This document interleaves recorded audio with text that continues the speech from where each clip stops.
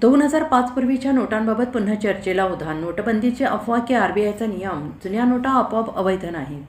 Social मीडियावरील संदेशांवर विश्वास ठेवण्यापूर्वी अधिकृत माहिती तपासा. सोशल मीडियावर सध्या 2005 पूर्वीच्या महात्मा गांधी मालिकेतील जुन्या चलनी नोटांबाबत विविध संदेश मोठ्या प्रमाणात व्हायरल होत आहेत.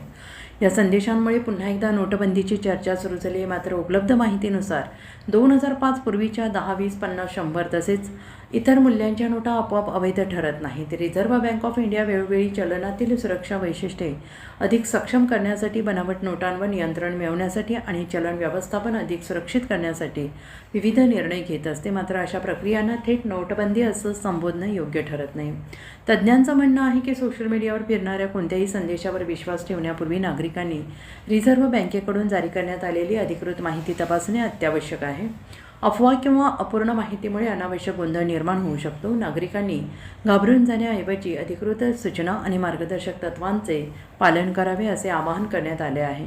तुमच्याकडे अजूनही 2005 पूर्वीच्या महात्मा गांधी मालिकेतील जुन्या नोटा आहेत का? या विषयावर तुमचे मत आम्हाला नक्की कमेंट करून कळवा.